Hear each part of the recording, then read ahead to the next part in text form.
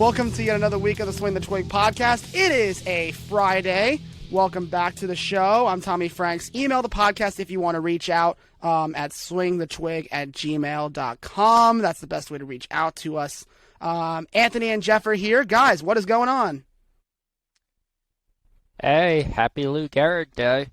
It is Lou Gehrig Day. Yeah, to a man that lost his life to a very unfortunate illness, but, you know, has had the most impactful impact not only on the field, but off the field as well. And you hope one day that a cure is found, not only for this, but for all the other horrific diseases and illnesses around the world. But we honor him, we remember him, and, you know, we hope to make, you know, this world and, you know, try to do the best that we can as society for the ALS and all those who unfortunately had to deal with it, because it's kind of like it's not a terminal. I don't know. It's like it's a terminal illness, but there are people who live a long life with it.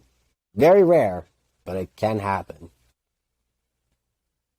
Yeah, no, that's very true. That's what Stephen Hawking had, Mm-hmm. right? It was ALS. He did. That's indeed true. Yeah, it's a day to remember. It's a day to reflect on Lou Gehrig's probably most famous speech in American history, guys, when he did that speech at the old Yankee Stadium across the street from where they are now at 161, and that's the house that Ruth built, and that was where Lou Gehrig made history, played his final MLB game, and you reflect on all those things now, and you think back a little bit. But yes, today is Thursday was Lou Gehrig Day, rather, as we record this on a Thursday. But yes, so, you know, it's a day to remember, of course. But, I mean, guys, the Yankees are looking really good against the Angels. Got 2 out of 3 already. The third's in progress as we go in a doubleheader. The day game was really solid, I would say. I know I think Anthony wasn't watching the day game, but, I mean, the day game was excellent in terms of, I thought, the hitting. I mean, Nestor Cortes posting up a 1.5 ERA. Is he going to win the Cy Young this year, guys? He's certainly in contention, is he not? He's definitely in the running, that's for damn sure. 1.5? I mean, how are you not? Verlander. It's like 1-2. Whoever has the bad month is going to lose. Verlander could do it. He could win his third. Yeah, but it better not be. Here's what I ask. It better not be determined based on the fact that Justin Verlander is Justin Verlander. I just hope it's determined by seasonal performance, like, okay, how'd you do this season? How did Nestor do? And then how did Verlander do? I hope it's not, well, Justin Verlander, let's give the edge to, because, you know, he's a pretty good player. He's a great pitcher. I shouldn't say it that way. He's a great pitcher. But, you know, I hope it goes by the season performance and not, you know, as a tiebreaker, let's look at his career. That's what I fear could happen to Nestor. See, I would almost argue the opposite. I would almost give it to Cortes, because coming into the season, I mean, unless you were a Yankee fan, or if you've seen that GIF 1,000 times over of him doing a 20-second windup to Ohtani, you know, who knew Nestor Cortes Jr. even existed aside from us? And right. He's exploded onto the scene this season out of literally nowhere. He's a pen guy. He was a exactly. pen guy. Yeah. I mean, he was a long relief guy. And now he's like... Yeah, he was a long relief guy who, you know, figured his groove out, and now it's like, you know, he's kind of, you know, he's like our ace. It's not Garrett Cole. It's not him. It's Cortes, based on the numbers. Yeah. You know, I know he's your boy, Tommy, but indeed true. I hate to put it. No, it's true. Facts are facts. Facts are facts. Yep. You know, and I think Garrett Cole I don't think Garrett Cole gives a shit as long as the team's winning and he's still doing what he can to do to put the team in a position to win when he's on the mound. That's all you can ask for. Which he's doing. It's just, you know, unfortunately. And as long as the game isn't delayed 5 minutes. Yeah. What's that, Jeff? And as long as the game isn't delayed 5 minutes. You know, Billy Crystal got into their sleeve. So, you know. But yeah, I mean, he is. Imagine you took him as a Cy Young Award winner going into the season. That's way too early to predict that. Oh, it's a bet? Oh, Yeah, God. you probably were. You were That probably bet's just dead. like, Bet. you're probably just like, holy, like, please, cash. Because I had to be at like plus 10,000 more or more. Or maybe that was what it capped at. You mean now? No, when the season started. You're saying if you bet Nestor. I'm sorry. I thought you meant if you bet Garrett Cole to win the Cy Young. No, and no. saying how quickly it could have lost. No, I'm saying, Gotcha. yeah. If you bet Nestor, man, are you wishing you'd be rolling dough? I bet you there's one stupid person who did it though. There's always one. A long-term loser. There's always one. There's always one. A long-term loser taking the long shots. Gotta love it. The once in a blue moon long shots. You gotta love those people. And they took the chance. Someone had to have taken the chance on Nestor. I don't know what book could have offered it, but I'm sure someone did, and I'm sure someone took the bet. And at something like 1,000 to 1 or something like that, that's looking pretty solid right now. The bet, based on those odds. But moving on, guys, the Dodgers. I mean, the Dodgers were just. I love the timing of this. I mean, we could talk about the power rankings at the same time. The Dodgers got moved to number 1 in the power rankings, courtesy of Ben Verlander. Wow, Kurt is an amazing Justin Verlander's brother, who makes the power rankings for MLB.com. And the Dodgers moved to number 1 somehow. Then immediately after they moved to number 1, over the Yankees, by the way, who Yankees still statistically have the best record in Major League Baseball, the Dodgers immediately after the shift get swept by not just any other team, the Pittsburgh Pirates. And that first game, I remember watching that first game with Buehler starting, guys. It was wild. The Dodgers came back from 4-0 down, tied the game, got the lead in like the 8th inning. Craig Kimbrell blows the save. Sorry, I think I had him. I have him in fantasy, and he blew the save. So that was tough. But I mean, what do we look at with regard to the Dodgers as far as their failures? Is it on the pitching side? Is it the offensive side? How they lost to the Pirates. Got swept. I mean, you could look at it both ways, right? Mm-hmm. I mean, you could look at it this way. I mean, the pitching staff is not what it's all cracked up to be. You know, I mean, because let's look at it at face value. Clayton Kershaw's he's not getting old yet, but he's certainly getting out there. He's got a lot of mileage on his arm. That's not helping them. Walker Buehler is their ace, and he's going to struggle, okay? Julio Urias is not kind of fizzling a little bit, which, I mean, yeah, it's going to have their rough spots, but, like, a lot of people had him winning the Cy Young Award. People had him going into the season winning it, this award, and that he was going to have a really great season. That's not really panning out. Then you go on the offensive side, and you're like, all right, Mookie Betts, he's putting up a great season. And then who else is helping him out? Max Muncy is not doing what Max Muncy usually does. He is kind of a shell of himself. Nope. Justin Turner's getting old. Max Muncy's also on the IL right now. Yeah, so correct. And Kershaw's on the IL too, I think, still. I'm not too sure. Maybe yes, he is. Yes. Yep. Yeah, he actually he is. I have him in fantasy. So they got that. Freddie Freeman is, I believe he's probably doing okay, but they don't have, I don't know, maybe it's the pitching, because I look at the Yankees and it's like, all right, we do have the offense, and not for nothing, but our offense has struggled sometimes, and our pitching is why we win games. Like the Tampa series, we put up like no runs and we split the series because our pitching in the first 2 games, when our starting pitching went 7 and 8 innings deep. They gave up like 1 to 2 runs that game. I think Nestor gave up 1 run and Tyone gave up none. So it's like, I don't follow the Dodgers a lot, but I know Mookie Betts is doing great, and they have, Turner's getting old, Muncy's not doing well, he's on the IL, but I don't know you guys, but they have Trey Turner, Cody Bellinger. What are they doing? Bellinger's nothing. Freddie Freeman. Bellinger's awful. It's kind of sad. He's supposed to be this great guy, Rookie of the Year, wins the MVP, has a ring. He did. Now what? Yeah, he's been nothing, Jeff. For what, like 2 years now? Cody Bellinger? I mean, he had a very good postseason, to be fair to him. He had a very good postseason last year. I remember that in the Giants series. He actually came out of nowhere and started hitting solid. I think he had a couple homers in the playoffs, too, if I recall. He had a pretty...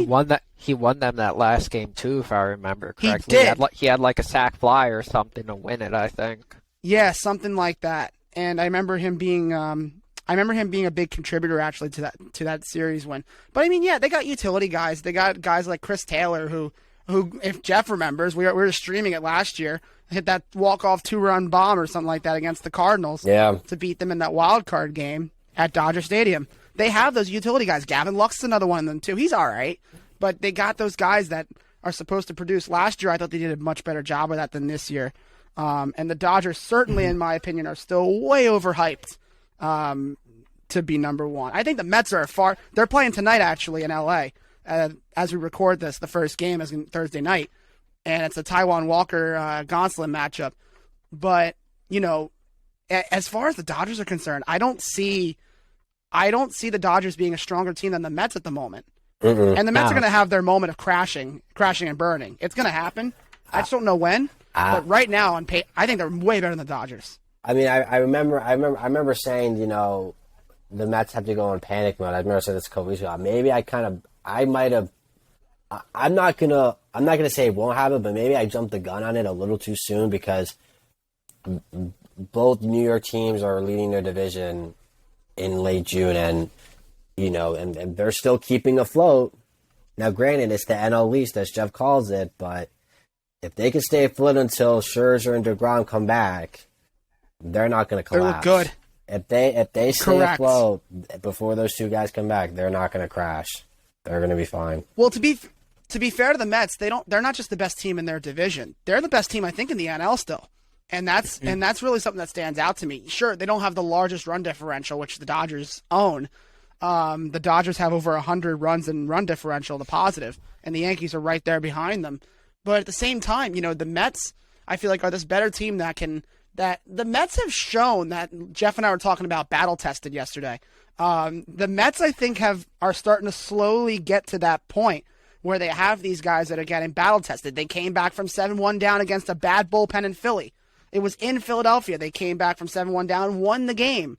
They had multiple comeback wins this season in the ninth inning, and they're showing that resilience, which is something that we haven't seen from the Dodgers necessarily yet. And don't think that has nothing to do with Buck Showalter, because I attribute all of that. I attribute almost all of that to Buck Showalter. It's like God. Snap, like overnight, the Mets are, instead of losing 7-1 ball games, they're winning the 7-1 ball games. They're finding a way. Losing 7-1, you know, they're finding a way to win those games. They have a chip on their shoulder, and I attribute most, if not all of that, to Buck Showalter coming into that clubhouse and transforming the team seemingly overnight. And back to the Dodgers, you know, it was really their pitching that screwed them over. You know, granted, they only put up 12 runs in the series, which is 4 runs a game, which, you know, against the Pirates, that's abysmal, really. Mm-hmm. You know, teams could put up 12 runs a game on them. But, you know, if you play a small ball lineup, or if your pitching staff is good, as has been with the Dodgers the past few years, you still expect to win those games. That wasn't the case. Walker Buehler put him into a massive hole that first game. Dodgers took back the lead, blew it in the ninth inning. Tuesday, lose the game 5-3. Never held the lead at that point. Julio Urias just blew the first 2 innings, and they never recovered from it.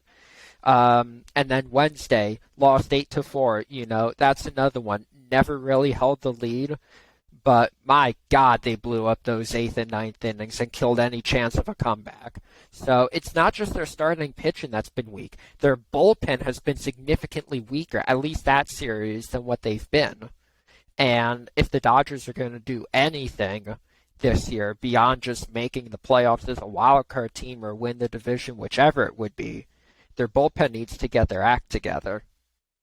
Oh yeah, no doubt, and I think that's the common problem with a lot of teams that struggle, and we see this a lot. We talk bullpen all the time, and it's just those teams that are decent, they find a way to collapse. I think the Phillies are one of those teams too. They're half decent, but when it comes down to it, that bullpen, they're going to collapse. They lost 2 out of 3 to the Giants. Really, they should have lost all 3 games because the Giants choked themselves with a bad bullpen and management situation from Kapler. But when you look back on it, we talk a lot about bullpen struggles, and if the Dodgers are going to be doing the same thing, I can't see them getting past teams like the Mets, who historically for like the past 5-10 years, at least in our time, have had horrible bullpens, collapsed games. Some of the funniest moments in Mets history are some of their most embarrassing losses, like dropping a ball and A-Rod's pop fly, and we remember so well. Luis Castillo doing. We remember all these things, and I think the Mets are known for that kind of thing. But now they have this team that, Edwin Diaz is your closer. I mean, he looks dynamite. He just looks really good. Like, you have all these guys on the Mets that can just show up, and I don't think they changed their bullpen much, did they, Jeff? That's the funny part to me. I don't think that. Yeah, they didn't. In fact, I think they had more subtractions than additions. But I think it's just.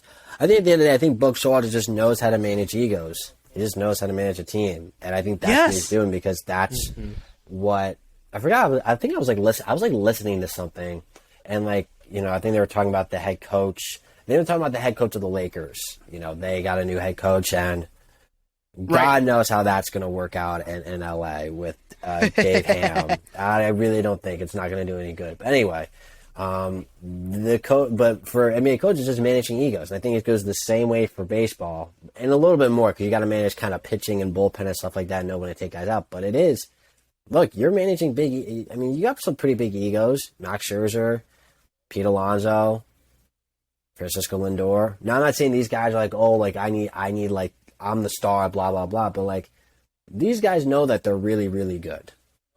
And you got to kind of humble them and kind of just keep them afloat, especially in this big market like New York. It's not easy. And he's kind of taking the bull by the horns and going toe for toe with the Yankees right now. And I'm telling you, they keep it afloat. July and August are going to be very fun months in New York. I'm going to tell you that right now. Mm-hmm. Yeah, the Subway Series comes up in August, I think, just around that point. So that's going to be really exciting in New York and in the Bronx. It's going to be very enjoyable. I think that's going to be actually really good matchups. And now we're seeing a Yankees team that is not collapsing like it did last year in 2020 a little bit. We're seeing them hold together these wins and play really good. Like, they're taking down an Angels team that, guys, let's face it, the Angels are a pretty decent team this year. They're number 2 in their AL West division. They're not bad at all. And part of that is because, Trout's healthy now and they can hit now without Shohei Ohtani. Without just Shohei Ohtani, I mean. Tyler Wade looks really good. Velasquez looks decent. I mean, you got all these guys that can play for the Angels. And what's that? Tyler Ward. Oh, yeah. That guy's come on the scene. Another great addition. Yeah, and you got Jared Walsh too. You got all these guys that can play, and they're number 2 in their division. So I mean, it's good for the Yankees to really show out and potentially sweep, at least 2 out of 3, take from the Angels. So this is something you got to watch out for. I don't know if the Mets are getting that same kind of competition at this moment. I think the Dodgers is really going to be a good test for them, though. I think they're a better team than the Dodgers.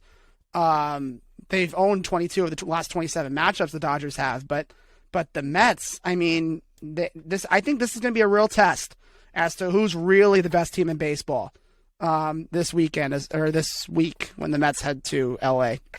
I mean, right? Have the Mets really been challenged this year by a really strong team that's well above 500, guys? The Giants. I could be wrong. They got challenged by the Giants, but lost. That's one team, and the Mets took 2 out of. The Giants took 2 out of 3. Yeah. Correct. Yeah. They lost. Yeah. I think they came back and they blew it. They lost 9-7, and then the day game they just got beat up from the get go. Jock Peterson had another home run. Evan Longoria had 2 that day. They got bamboozled in San Francisco.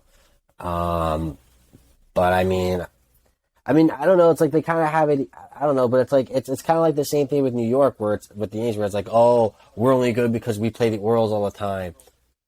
but I mean, they play the Nationals a lot too. They just played them. The Orioles hurt our record, actually. Yeah, I know. Yeah, John Boy Media, they did a stat saying, yeah, our record is bad, or could have been better had we not played the Orioles. But yeah, I mean, we play guys. I mean, the Mets are playing guys like teams like the Rockies. I mean, okay, the Cardinals are a challenge. The Mariners are somewhat of a challenge. But they play the Phillies and the Nationals very frequently, guys. These are teams that are not good. They were supposed to be good. The Phillies were. But they're not panning out anywhere near where they were supposed to be. That's just the truth at the moment. And that could all change, obviously. But the Mets, I think, are definitely in a good position. Like Anthony said, if they can hold off for this period of time without DeGrom and or Max Scherzer, and by the time they come back, they're in a somewhat same position, I think this is a really successful ball club for a regular season. I mean, if you hold out that long, but I would like to see that because, like Anthony said, 2 New York teams would be really cool to see at the top again as they currently are. Speaking of the Nationals, guys, Jeff, Juan Soto will not be dealt apparently. Now, one of our former co-hosts, Justin, is a big Nats fan, and obviously was very clear when he was on here. One of his last shows on here, he said, like it's not fun to be a Nats fan if Soto's gone. And if Soto's gone, they basically got rid of the whole team of their star players last year. So if they trade Soto for a few prospects, do they gain anything from that? Makes them worse, right? Oh, it definitely makes them worse. And I can't think of any prospects that would be worth it to get rid of Juan Soto right now. There's just nothing you can get for Juan Soto, unless if you know that Juan Soto is going to walk. There's absolutely no reason to get rid of him. And Soto is the guy that, you're supposed to build around. That's exactly. He kind of has to suffer now as this guy that, all right, I got to grind for another title. He's got one now, thankfully for him. Mm-hmm. He got one his rookie year. But, he's got to really battle for another one.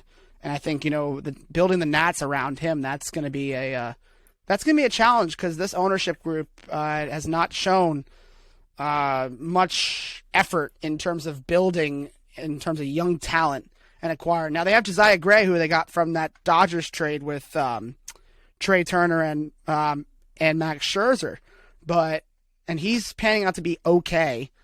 But I mean, they need guys that can pitch. That Nats pen's awful. To put it bluntly. Yeah, so what's that? I mean, you guys said, to go back to your point in time about how, like, they are trying to, or one of you said about rebuilding, right? Right. I think one of you said, they are, yeah. You're rebuilding around, you want to rebuild around him. And I'm thinking to myself, how long is that going to take? And how much do you want to waste of his prime years that we're about to come up on? Now, granted, he's not having the best season right now. He's hitting like 230, 240. That's not what Juan Soto's supposed to be hitting. He's supposed to be hitting like 320. But if they waste those years like the Angels kind of did with Mike Trout and kind of are still doing with Mike Trout, it's not going to be good. And I think Juan Soto kind of knows that and looking from the outside of like, all right, if the Angels did that with Trout, I don't want that to happen to me.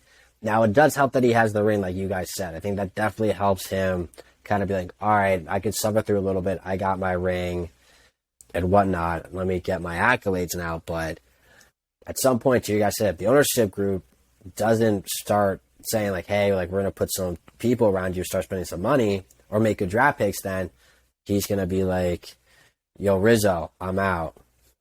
Like, you can only be loyal to a team for so long when they're not doing anything.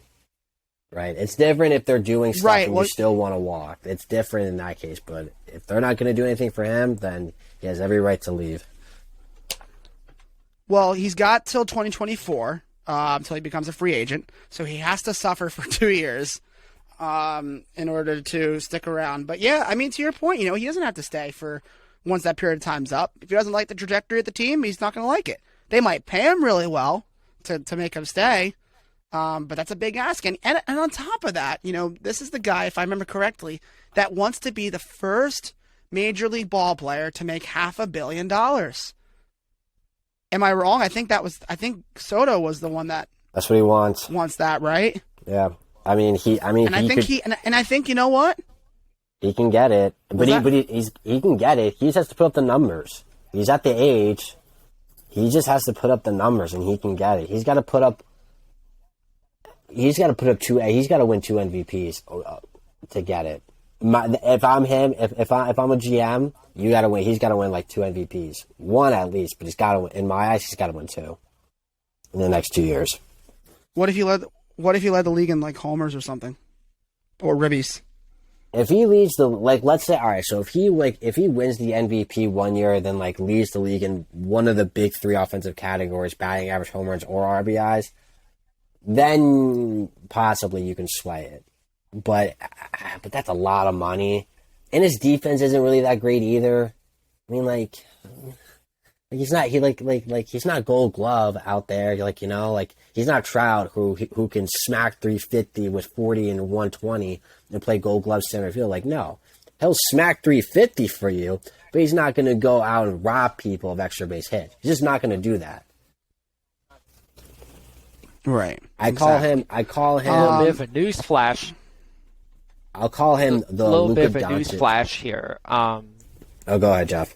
Just to interrupt really quick, Jameson Taillon, 18 up, 18 down. Perfect. Yeah. Hush, hush, hush. Hey, hush. we gotta let people I'm know aware. this stuff. Taillon is having a really good night so far. Hush, hush, hush. We got to score though. Hush, hush. I was gonna say the good news is there's a perfect game going. Bad news, we're not scoring runs. That's the problem. Well, either way, Jeff, let's get right to the injury report so we can get to watching the rest of this Taillon performance. We got the injury report, correct? Yes, I do. Bit of a doozy the past week or so. Yeah. So buckle up. Gene Segura of the Phillies has fractured his right index finger. Yeah, as if they needed any more pain this bad. season. Sad Phils. The fighting Phils. God. If I can't get any they're more fighting worse for for their Joe lives Girardi. right now. Oh my God, poor man. We were I wish talking him about that. well. We were talking about that on Tuesday. We were talking about that on Tuesday. He's done. About his job. Yeah, I love him, but he's gonna get fired. He shouldn't, but he will. He will. Sadly, he will. To be determined how long he'll be out for, obviously a good while. Didi Gregorius will probably be brought back from his rehab assignment earlier than originally thought. Clayton Kershaw is nearing a return from some joint inflammation. He had a 60-plus pitch bullpen session on Wednesday, so he's feeling pretty good. A rehab assignment will be coming up soon. Well, that answers Anthony's question. Yep. In similar news, Lance Lynn is starting his rehab starts. He should be back within the next couple of weeks. Freddie Peralta and Brandon Woodruff are both down right now. Freddie Peralta has a shoulder injury and he will miss, quote, significant time, but he won't be out for the season. And Brandon Woodruff is likewise on the IL with a sprained ankle. And Elroy Jimenez of the Chicago White Sox, he has been on the IL. He was making a rehab start earlier this week for AAA Charlotte. Yes, he was. Yep, and he hurt himself again playing that game. I was there. I saw it. Thankfully, it doesn't seem to be that serious, though. He played again on Wednesday and might send him back a few games, but he should be slated to come back soon if everything holds. Yeah, that's pretty amazing. Yeah, I'm laughing because you put Eloy Jimenez. Did you call him Elroy Jimenez, like from the Jetsons? Elroy. You said. Yeah, I did. Elroy from the Jetsons. Elroy. Yeah, that's something not a lot of people our age are gonna know. But yes, Eloy Jimenez. I saw him get hurt. I was like, oh man, the guy can't stay healthy to save his life. And I remember watching that, and I forget who took his position. It was one of the White Sox guys who I recognized. I forget during that game. But either way, Charlotte did not need him. They smashed Durham that night. It was like 11-3 blowout. I remember something crazy. All right, bro of the week, guys. Who do we got? For me, I'm gonna go with someone from the Fighting Phils, Nick Castellanos. This is it's kind of a joke. He is doing well for them, barring their not so great season. But it's funny. It's like someone said, like, whenever there's a serious moment, the one person to break the ice is Nick Castellanos. You guys actually remember the whole incident with the Reds announcer of how he got caught on the hot mic saying whatever he said, and he was saying, "Oh, I'm so sorry," and that's a ball deep to center field and gone. And by the way, yeah, I'm really sorry for what I did. Like blah blah blah. So obviously, I think they were talking about either I think it was like Memorial Day, I think, and literally like right after they're talking about Memorial Day and how it's the holiday, we think the veterans and everything like that, he just cranks one to left field, cracks it. I'm just like, all right, like at a serious moment, just is like, all right, I don't care. I hit baseballs for a living, like kind of quoting him in his press conference. So he's my bro because that's what he does. I just hit baseballs. That's all I do. Jeff, you got a bro of the week? I do have a bro of the week. I am going with, this is a name most people probably have not heard, Jose Cuas. Jose Cuas is a pitcher for the Kansas City Royals. Oh, yeah. He's only pitched in one game so far, but the reason why he's significant is because of the journey he's taken to get here. He was drafted in the 11th round by the Brewers in 2015. In 2017, they wanted to convert him from an infielder to a pitcher. A year later, they ended up cutting him from the team. He had a stint with the Long Island Ducks, an independent team, but COVID cut that short. What did he do in his spare time when either as supplemental income or when COVID hit? He worked as a FedEx delivery driver in Brooklyn. His brother, who's in college, took him to the park every night to pitch, so he wouldn't give up on his dream. And earlier this week, he got called up. He pitched in his first big league game. Oh, that's awesome. Oh yeah, I think I heard that story, Jeff. It was Kansas City, right? Yeah. That's that's a crazy story. I saw that this morning. I said, "There's no way that's true," and that's really incredible. It's an inspiring story too to people who think they're maybe they're working their 9 to 5 and maybe their opportunity at the MLB is dead. I mean, that's a great example. I love it. All right, my bro of the week is not a joke, but I didn't know who to sum up for this one, so I'm just gonna. I asked these guys here if I could pick a whole team, and apparently I can. So I'm gonna go with the Pittsburgh Pirates because I got back to our conversation to start the show. The Pirates sweep the Dodgers, and that's not something that's really easy to do, especially considering you're the team that's supposed to lose 100 games in a season. And you're going up against the team that everybody loves, apparently, and is supposed to be top in the league and scores a lot of runs. Well, the Pirates had a lot of dominance over the Dodgers. They did a phenomenal job. I mean, Castro looked really good. Jose Quintana looked really good. And, this is just the bullpen. I mean, I'm going through the list here. Chase DeJong, Dylan Peters, Chris Stratton. I needed my phone to know all those names for all the Pirates bullpen guys. They were phenomenal. I was watching all 3 games late at night, and they were just awesome. And I mean, they were knocking homers off of Walker Buehler. As we mentioned before, Urias really struggled. I mean, it's just a phenomenal thing. It goes to show that the favorites don't often win and don't always win in baseball. They often win, but not always. They are going to lose a third of their games. And I think the Pirates really prove that, a lock is not a lock. What you think's a lock is never necessarily the truth. So good on the Pirates.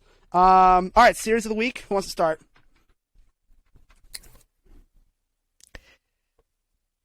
I guess I'll go. All right. And this will also go hand in hand with the pick of the week as well.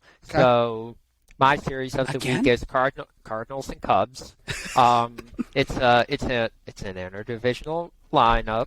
Everyone knows how much I love them, but it's also a 4-game set with a doubleheader on Saturday. So this is going to be a pretty long and grueling series for both of these teams.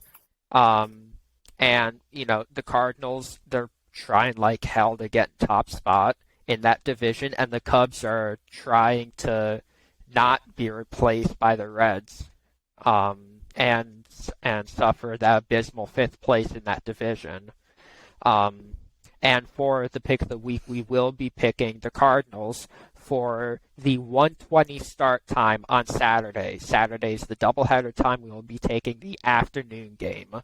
If you want a double dip, or if the Cardinals drop that first game and you want to put in for the second game, teams will often split a series like that.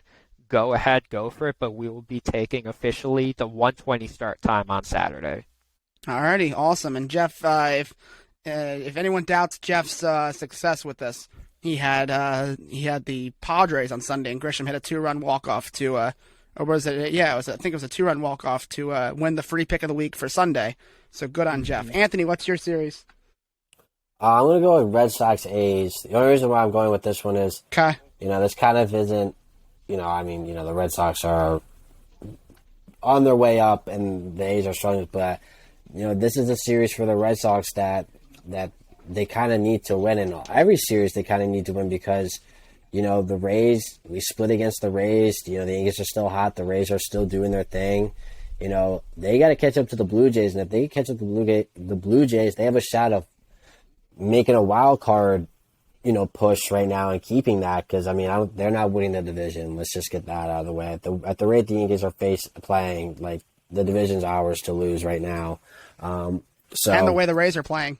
Yeah, so they have to.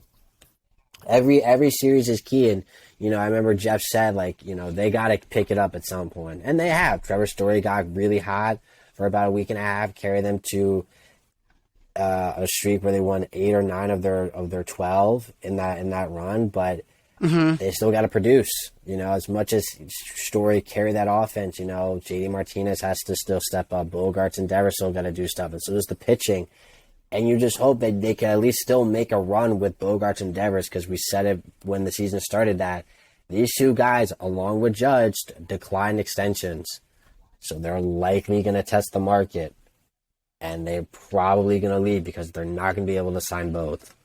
They're going to probably be able to sign one and not the other, or they might not sign either because they want to see how much money they can get. So, perfect. Yeah, I like that pick, Anthony. I'm going to go with Angels-Phillies, though, because, and I wouldn't normally pick this kind of series, but for a couple reasons. The Angels are really struggling. As we do this podcast, now they could snap that winning streak tonight, or losing streak, tonight against the Yankees in that second game of the doubleheader, so full disclosure. But either way, coming into that series, they're going to be a struggling record. At least 1-7, if not 0-8. In their last 8 games. So the Angels are struggling. The Phillies are struggling. They just snapped their losing streak with a win over the Giants on Wednesday. These are two struggling teams badly, and I think the Phillies are desperate for wins right now to save their manager's job, and the Angels need wins to stay afloat in that AL West division. Otherwise, it's going to go to hell for them, and I think that's where they're headed right now, unfortunately for them. But yes, they are the better team, and I think it's in Philly, so I think this is a good chance for the Angels to work the Phillies' pen a little bit and work the starters by effect. So that's my series of the week. All right, Jeff, fantasy. Who do you got? Fantasy update. So we got me playing Anthony this week, and right now I'm leading Anthony 185-93. I will say it's a little lopsided right now. I've had a lot more pitchers start than Anthony, so very possible that Anthony comes roaring back to take the series. And Dom playing Tommy. Dom is up on Tommy right now, 185-101. I do not know if there has been lopsided pitching right now in that series, but Still time for Tommy to come back from that regardless. Oh, yeah, no doubt. Yeah, no doubt in my mind. It's been back and forth as far as me getting close, and then Dom gets the lead again, so it's been a little bit tough on that part. But I have been changing it frequently, every other day at least, so it's a work in progress. I can't do it. I can't, I don't remember every day, but, best I can. But, yeah, so. All right, how are you doing? How is it overall, Jeff, again? What are the records? We talked about this before, so let's just remind people. So the records right now, in the East Division, it's Anthony and Tommy, and they are both tied at 2-5. And it's the complete opposite in the West with Dom and I. We are both 5-2. So completely opposite records. If you want to look at who's actually winning the division right now, Tommy's got the division lead, and I have the division lead on Dom, just based off of head-to-head matchups. And just to reiterate, the two best teams in this league of the four have the sole best record in the division in one division. The two worst teams in the league are in their own division, which are me and Anthony. So what's going to happen is, Anthony, we discussed this on Tuesday. The playoffs are going to work like this, probably. I don't remember, but I think this is how it's going to work. They're going to take the divisional matchups and then put them in the finals. So that means Jeff and Dom would play each other, which would basically be the finals. And then you and I would play each other. Someone would go to the finals. So it'd be one of the worst teams taking on one of the best teams going to the finals if it stays this way right now. Damn, that sucks. It sucks for them. It sucks, yeah. Oh, it's going to be great, though. It's going to be fun. But someone's going to be completely screwed, either you or Dom. Because that should really be the final. One of us should be playing each of you guys. Yeah, but it'll still be a fun contest those last couple weeks. I fully expect a slugfest out of Dom and I, though. Oh my God, yeah. You guys have good slugfests. That's of good fantasy matchups. Just as long as it doesn't turn into a Tommy Pham situation. Yeah, that'd be ideal. All right, well, that's gonna do it. If you guys have nothing else, that'll do it for this week. Hey, we got the trivia question. Yeah, whoa! Hold the phones. Yes, there's Jeff. that and one other thing we forgot to talk about real quick, and we'll talk about it before we leave. All right, Jeff, go with the trivia question. All right, we'll do a trivia question first. So, Lou Gehrig, who is actually a plethora of trivia questions. Seriously, look at his Wikipedia page. There's a lot of stuff you can pull from it. But Lou Gehrig was one of only 17 players to hit 4 home runs in a single game. 2 guys did it in 2017. They're the most recent ones to do it. 4 home runs in a single game. Who were they? Oh, you took my question. You took my question and made it a lot more recent. Yep. You've definitely heard of both these guys before. It's no trick question like Jose Trevino or something like that. You know, Yeah. it's not a ball player that no one's ever heard of. Okay. 2017. All right. Well, we have 30 seconds, so let's. 2017 really throws me off. 4 in one game. I'll say, if I give you guys the teams, you'll get one of them at least. Okay, go. Well, I want to hear if Anthony has any first. I was Go, going to Anthony. say Castellanos. No, not Castellanos. All Can I? Who's 17? Cody Bellinger. Nope, not Cody. All right, Jeff, give us the team. All right. So one team is the Arizona Diamondbacks. Holy, that makes it harder. It's What? this is not a team you would associate him with, but the other one, the Cincinnati Reds. Oh, Joey Votto.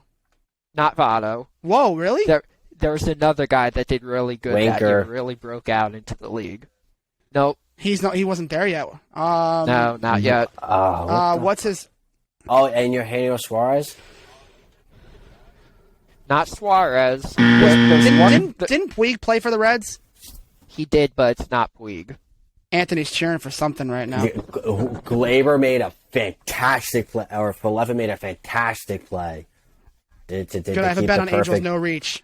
The perfect. I have Angels no reach in the 7th inning right now. Yeah. It paid plus 225. Yeah, he got. So one out. We just got One more him. out. Wow, what a play! They better not challenge it. I have the no reach. No, he's out. They'll lose the challenge. Reds? Oh, Reds. There's one guy that played for the Reds. He's died down a bit as of recently, but for a few years he was a bright spot for the Reds. that's hard, Jeff. I give up. All right, One of them is still active in the league. I'll tell you who he plays for right now. Boston. JD Martinez. Played for the Diamondbacks. Yep. Yeah. JD Martinez. Really? September 4th, 2017. He Played hit for the 4? Diamondbacks. Yep, did it against the Dodgers too. Yeah, I remember. Yeah, the man. This. So who's the second? So who's the in the second? second half of the year. I remember that. Yeah, that makes sense. So who's the second, Jeff? So he's on the Reds. Jeanette. Oh, He was on the Reds. yeah, yeah, I know who that is. You're right. He was decent for them for a couple of years. And now I do remember June him 6th, smacking 2017. Yeah, now I do. Yep, I do remember smacking him doing it. Yep. I was watching like Intentional Talk one day, and I heard that. He is a free agent right now, even though he's still an active player. He is a free agent right now. No one's got him. Yeah, that's tough. But yeah, there's your trivia question. And seriously, do look up Lou Gehrig's Wikipedia page. There's a lot of stuff you can pull from there. First player to get his retired number for any major league team. Number 4, retired.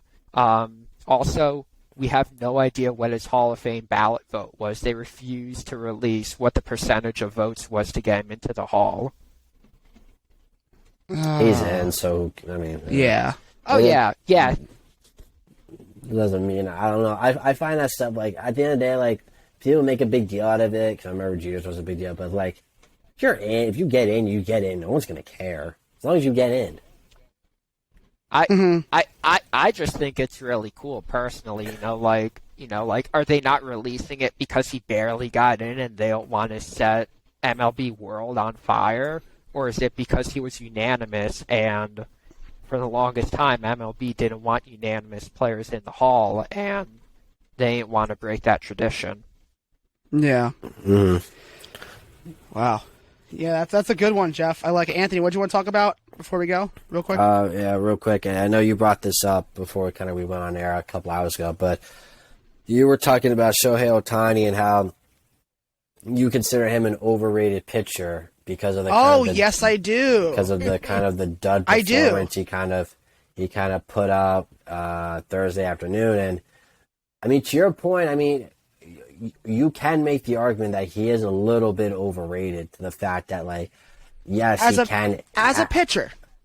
As a pitcher, he's overrated as a pitcher because of the fact that he can hit so well. That's why. Correct, and I fully agree. And that's the thing to me. Like, he's like, people call him like he's an ace, like Cy Young candidate because he's like Babe Ruth. No way. He's got an above 3 ERA. He's 3-4 on the season. Actually, I'm sorry, I was being generous to him. He has a 4 ERA, 3.99 really. Started 9 games, has 3 wins, 4 losses. He had a way better season, to be fair to him, in 2021. And 9-2 record and 3.18 ERA. He's struggling to start the season.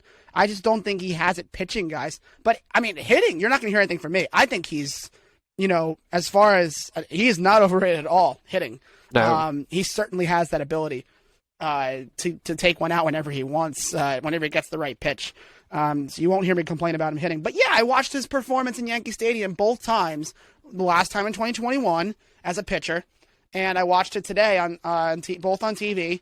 And I said to myself, like, we have a lineup that we complain about every single week on the Yankees, and this is the lineup that's crushing Shohei Ohtani.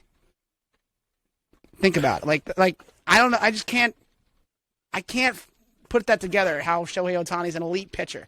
I think he's an ace because the Angels don't have anybody else to be an ace. Truthfully. It's the team that he's on, and it's the way he plays. That's why he gets the love that he gets as a pitcher. But to your point, I mean, look. And he deserves it. I mean, he shouldn't, but he's not going to. I mean, it's weird. It's like he's not in the Cy Young running, but he's in the MVP running, which, like, I'm like, no, like, as much as he, like, won it last year and, like, he's doing kind of the same this year, not to the point that he did last year, it's just, it's not worth it. And also, you got to wonder, when is it going to stop? At some point, he's going to stop doing both. He can't do both forever. The pitching's going to stop. It's just a matter of You think when. so? I mean, at some You point, think so? It's going to give out. Yeah, he can't do it forever. He can't be doing, I'm sure they're going to tell him, because you said, right, his ERA is getting close to 4 now, which really isn't great. He got lit up by the Yankees. If he gets lit up a couple more times, and let's just say he does it again next season, right? He has another bad pitching year. Are they going to tell him, hey, man, look, we love your bat, but you've been, as a pitcher, you're digressing, but we want to keep your bat and we want to keep you healthy, right? Yeah. They might tell him, shut down the pitching. It's not worth it anymore. He did what he had to do. He won the MVP doing both. Sure. Yeah. And you know what? All power to him. I love him as a hitter. I am a huge Shohei Ohtani fan. Anthony and I went to Yankee Stadium to watch him hit against Mike King, and that was a surreal experience. We watched him bomb one in his first at bat at Yankee Stadium as a phenom, basically. He's been in the league longer than that, but basically since he became a phenom, we went to watch him at the stadium, had a great view for it, ripped one. And that was the only time I ever cheered for a road team home run at the stadium because he hit it. But it was incredible. And I will never complain about his hitting, ever. But the pitching, and like Anthony said, he gets the love, because he's able to do both these things. He's got that skill set, so more power to him. But he's not an elite pitcher in my mind. I think he is the starting pitcher, the ace of the Angels, because the Angels don't have anybody that's better pitcher than Shohei Ohtani. And maybe that's why they're struggling, guys. I don't know. But, certainly not his fault that they're struggling. He's only helping them. But, if you eliminate the Yankee game today. But it's, it's a hot take, I think. Or maybe some people agree. I don't know. But I'm going by the numbers. That's all I'm doing. But unless you guys have any closing thoughts, we can sign off. Nope, I'm good. All right, so on that note, we'll be back here on Tuesday, and it will be business as usual. Hopefully, Dom's back for that. He's always working or something when we're doing these. But he should be back here at a certain point. So we'll be doing that, and then some on Tuesday. We will see you all then. I'm Tommy Franks from Anthony Colasano and Jeff Wilkinson. See you then. Have a great weekend, everybody. Good luck on the free pick. Let's go Cardinals.